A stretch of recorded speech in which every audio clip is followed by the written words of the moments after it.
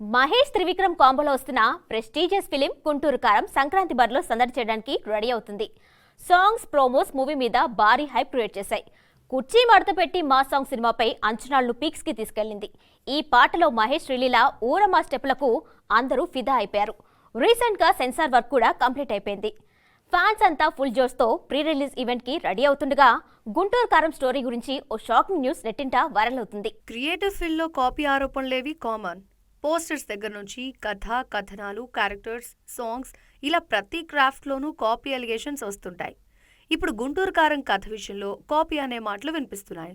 త్రివిక్రమ్ విషయానికొస్తే గతంలో నితిన్, సమంతలతో కలిసి ఆ మూవీ స్టోరీ కూడా ఎద్దనపొడి సులోచనారాణి రాసిన మీనా నవలను పోలి ఉందని, లేదు దాన్నే మక్కి కాపీ కొట్టారని న్యూస్ స్ప్రెడ్ అయింది. ఇక త్రివిక్రమ్ రైటర్గా ఉన్నప్పుడు కూడా కథలు, కామెడీ సీన్స్ కాపీ కొట్టేవాడని ట్రాక్ రికార్డ్ కూడా ఉంది.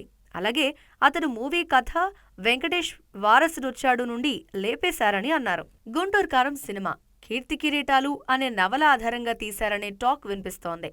ఎద్దనపొడి సులోచనారాణి రాసిన పాపులర్ నవల కీర్తి కిరీటాలు ఒక సంగీత కళాకారుని జీవితంలో ఎదురైన సమస్యలను కథానాయకుడు ఏ రకంగా పరిష్కరించాడనేదే ఈ నవల.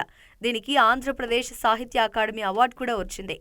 ఈ నవల కథతోనే త్రివిక్రమ్ తన స్టైల్లో సాల్ట్, పెప్పర్ యాడ్ చేసి గుంటూరు కారం తీశారంటూ ఒక వెబ్సైట్ ట్వీట్ చేసింది.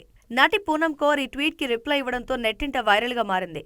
ఇండైరెక్ట్ గా త్రివిక్రమ్ మీద సెటైర్లు వేసింది పూనం. ఇంతకుముందు అలాగే త్రివిక్రమ్ గురూజీ అని సంబోధిస్తూ ఆయన ఏదైనా చేయగల సమర్థుడని, అందులో నుంచి అంతే సామర్థ్యంతో బయట పడగలడని పూనం కౌర్ కౌంటర్ వేసింది.